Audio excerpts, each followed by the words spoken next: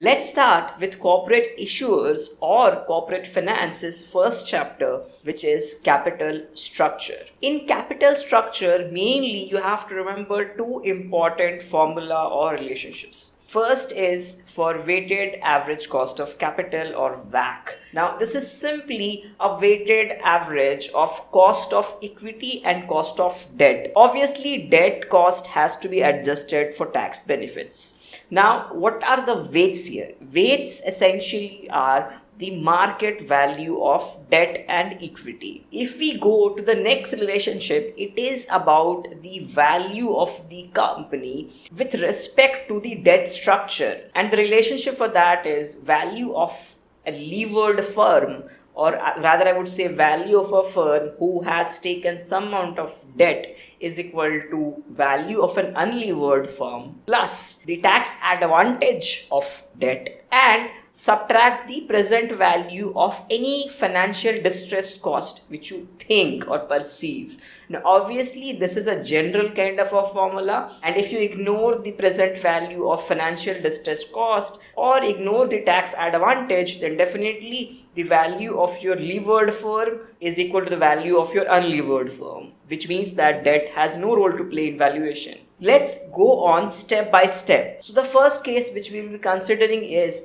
when there is no tax and also there are no costs of financial distress. In this case, WACC remains constant, unaffected by the capital structure, which means that debt by equity ratio does not decide your WACC. So the cost of equity increases as you increase the proportion of debt in your capital, and the relationship is linear. If we move to the next case when we have a non-zero tax, but we still ignore the present value of other financial distress costs, then WACC falls down as we keep on increasing the debt percentage or debt by equity ratio. Why so? Because the debt has a tax advantage. As a result of that, even your cost of equity rises at a less steeper rate than your earlier case. So essentially your slope changes from R0 minus RD to R0 minus RD into 1 minus T, which means essentially you have decreased your slope. So your cost of equity is changing slowly. So on an average basis, your WACC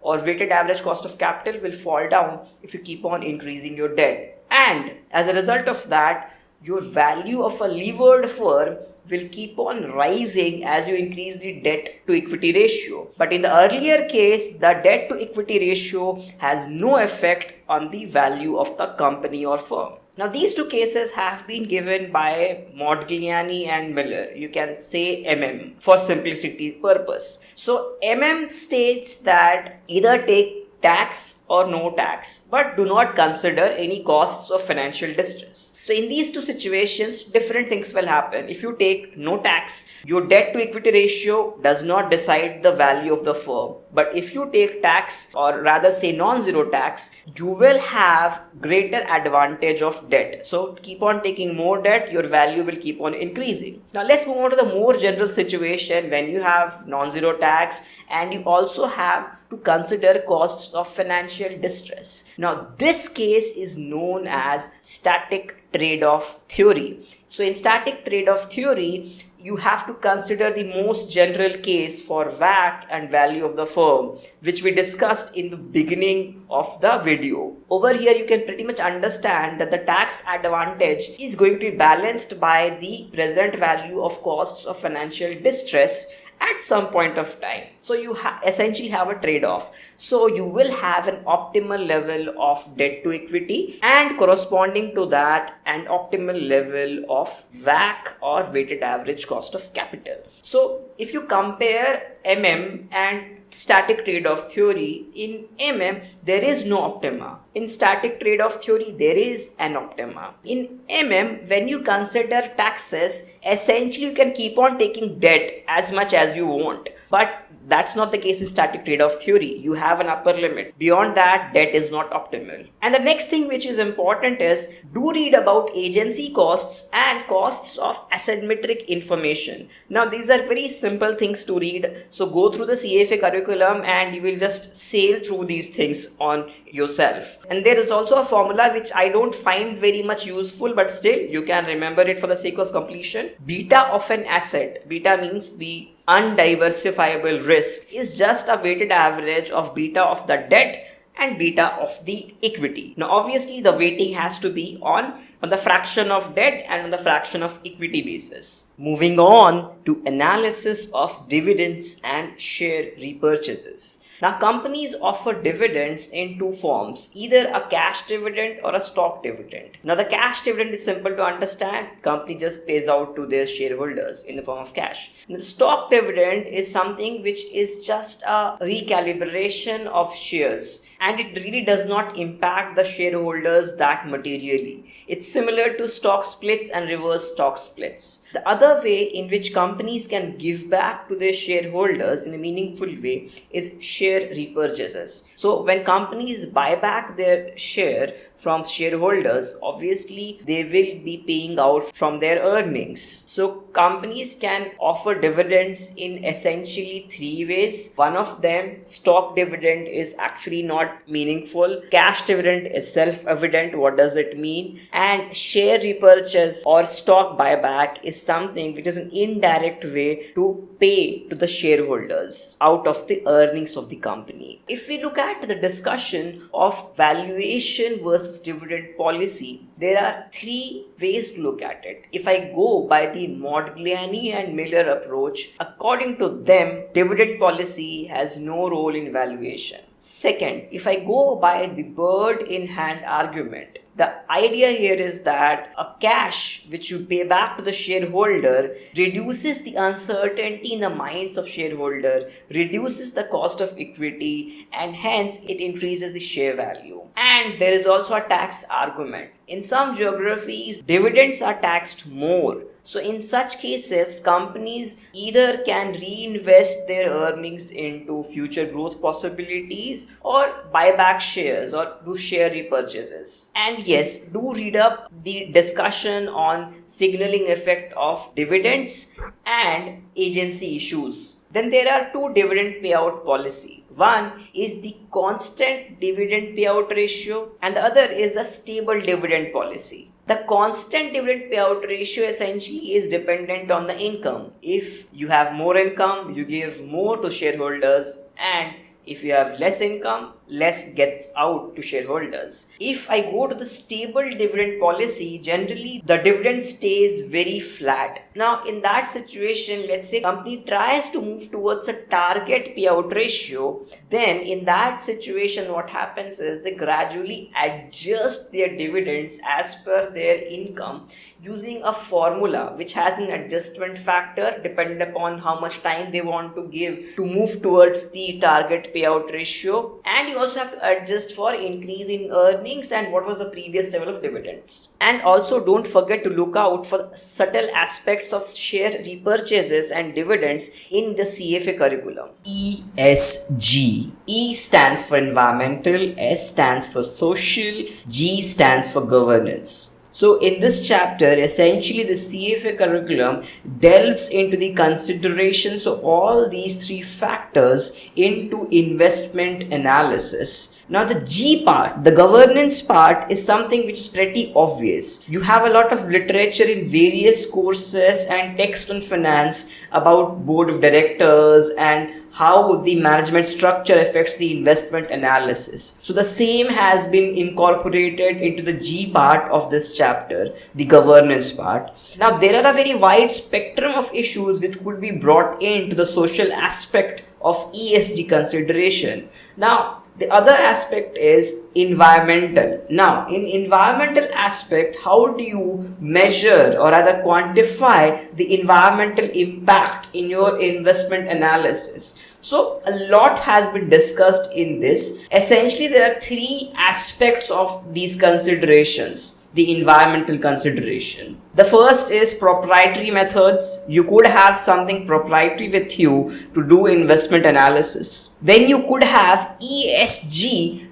ratings provided by external data providers. Also, not-for-profit initiatives in ESG could also give you ideas on the environmental aspect of ESG. I have given you a brief layout on what exactly is talked in this chapter. If you go through the chapter, you will easily understand there are no conceptual challenges. All it will take is bit of reading through the text and you'll automatically understand what needs to be considered in ESG analysis. In other words, I can tell you that there are no maths in this chapter. It's all plain theory. Moving on to M&A, mergers and acquisitions. Now this chapter could be favorite for a lot of investment banking enthusiasts. If you go through the chapter, you'll understand that there are a lot of definitions and intricacies about mergers and acquisitions. Once you pass through that, you will have to devote a lot of time towards understanding hostile takeovers. Now,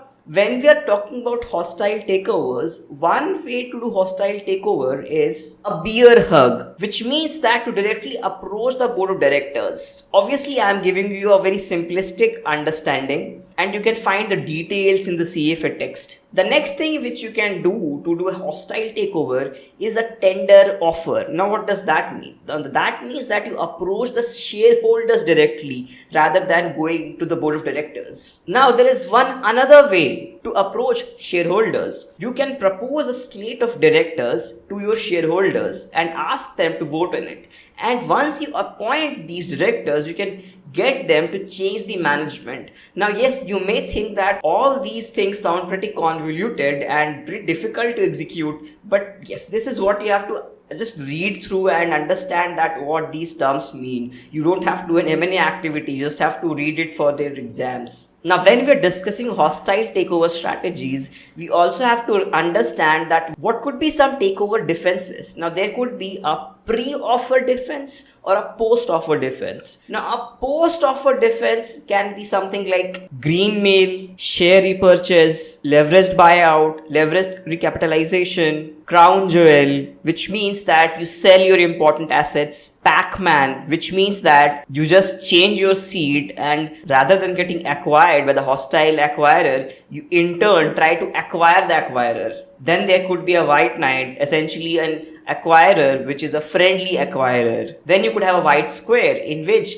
a small important part of your asset could be sold off to a friendly acquirer. Now, what could be pre-offer defenses? Pre-offer defenses could be of the form of a poison pill, which means that you give your existing shareholders a discount on buying your shares so that it becomes difficult for the acquirer. Then you could have a poison put, which means that you are giving your bondholders a sweet deal on their debt, which could again give the acquirer a nightmare. Then there could be charter-based defenses. Lastly, a bit of maths in this chapter is about synergy. Synergy, which is the gains from acquisition, gets divided into acquirer's gain and your seller's gain. You can think of it in this way as well, that acquirer's gain is equal to synergy minus seller's gain. You can think of capital budgeting as an NPV IRR chapter. Everything in this chapter revolves around calculation of NPV and IRR.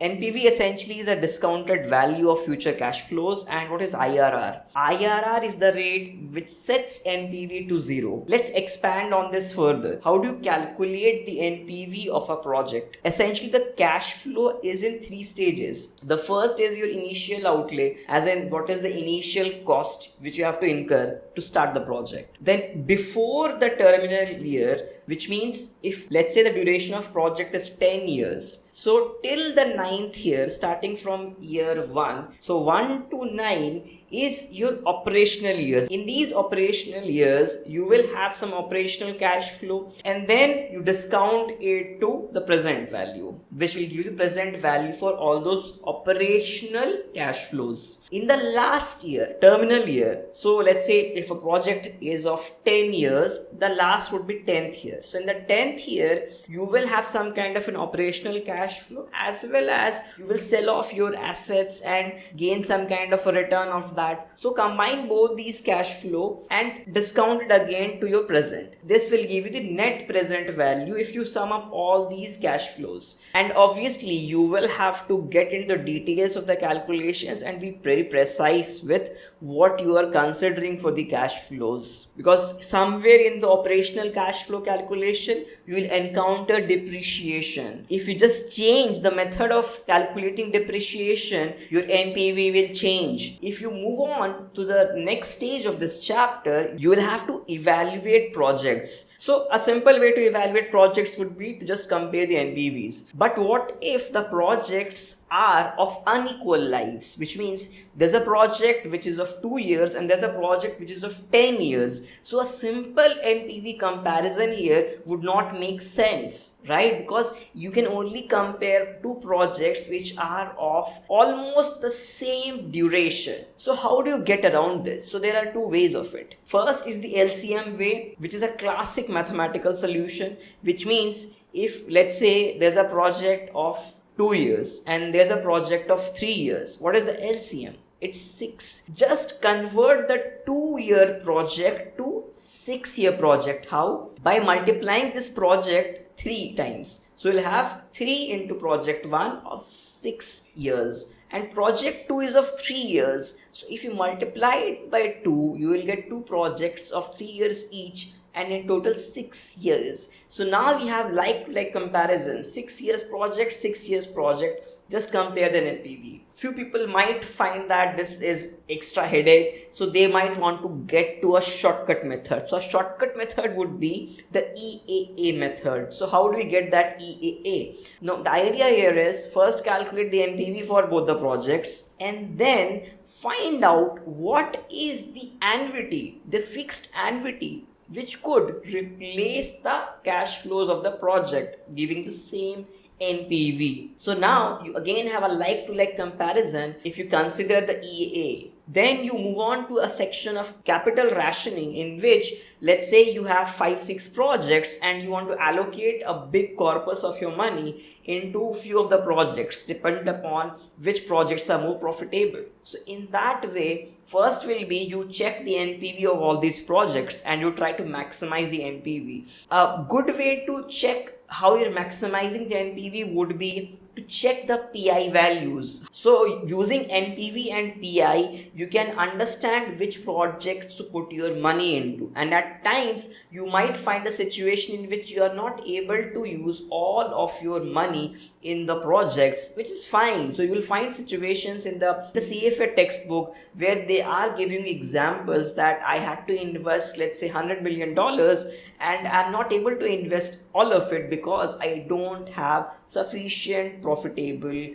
projects. Now there's also a discussion on real options. Real options meaning, as the name suggests, that your future project decisions depend upon some contingent event which will happen in future. So as options are always contingent on something, even real options here is essentially contingent on a future event. So you can read up about this in the CFA text. There is also a discussion of sensitivity, scenario analysis, and Monte Carlo simulation. So what is sensitivity? You're changing one input, and how does your NPV change in response to that? That is the sensitivity of your NPV with respect to that input. Now what will be the scenario analysis? So scenario analysis essentially is creating different scenarios and then trying to find out what will be the NPV in all these scenarios. Scenarios would be changing a combination of inputs. Let's say you have 5 inputs.